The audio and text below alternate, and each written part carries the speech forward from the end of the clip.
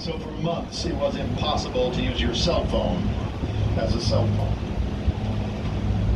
The landline service still sketchy all across the city, and not enough bandwidth for anyone to actually make a phone call. Everyone in the city of New Orleans learned how to text to communicate. Everyone. Because for about 6 months, it was literally the only way we could do it. My 80-year-old grandparents got back to the city in November, just 2 weeks after the evacuation order was lifted. And they sent out a text message to my entire family saying that they had a new phone with big buttons. They had learned how to text, and this is how they're going to be communicating from now on. It was a good day. Well, it was a good day until a few hours later, it became obvious that now that my grandparents have learned how to text, they simply were not going to stop doing it. In January, the schools reopened, and the children of New Orleans returned. That spring, there was a discussion about whether or not we should even have Mardi Gras. It was decided that a city that has gone through fires and floods, disease and war, a city that was French, then Spanish, then French, then American, almost British, would not be bowed by another storm. Mardi Gras was held, and people celebrated. Later, the Superdome fully cleaned up, prepared to reopen as the NCAA football championship.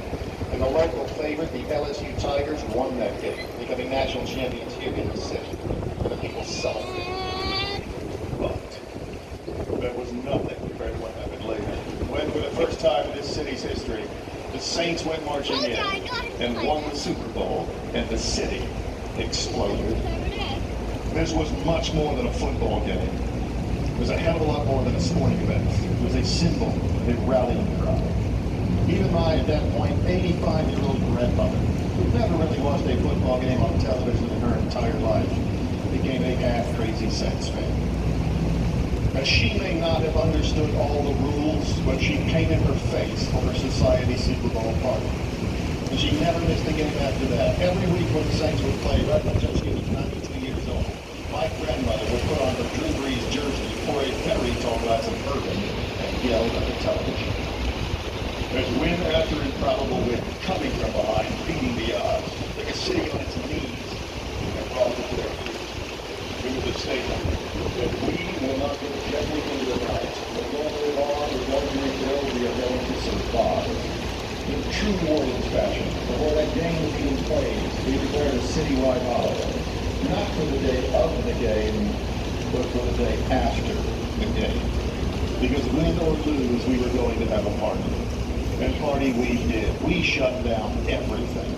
Every single school in the city was released for the day. Every business that didn't serve alcohol closed their doors. We technically did not have the authority to shut down the state and federal court systems, and we did it anyway. In the short time it took to get our Saints back into this city, we already planned the parade, shut down the roads, opened up the warehouses, taken out the floats, and organized the marching bands. And those marching bands in this city with its long and rich tradition of live music are held in much greater esteem than other high schools, other areas around the country.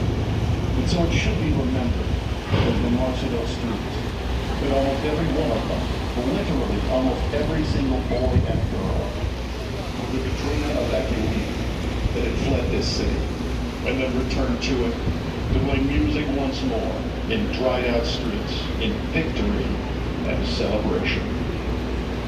Out of the dark Mississippi mud, I rise. Up from a past that was purchased with blood, I rise. Bearing the gifts our ancestors gave, I rise. The city still lifts above the night, above the wind, above the wave. I rise, I rise, I rise. Look, thank you all very much for listening to me so very, very well for so very, very long. All right, ladies and gentlemen.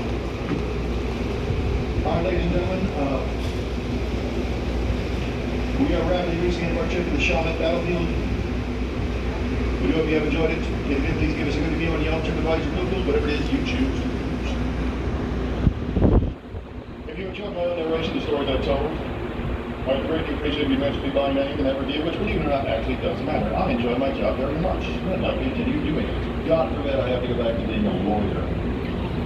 5 years was enough, I assure you. My name is Charles. Like the King of Spain that did once rule this colony, and one last little joke, the kings and princes of Great Britain, which bloody well did not. My name is Charles.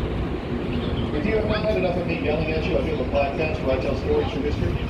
It's called Story of History. STORIPD history. It's not focused on New Orleans. It's pretty much just what we're on about. You get that where you get your podcast. All right, quick tips about the city. Best polo shop in walking.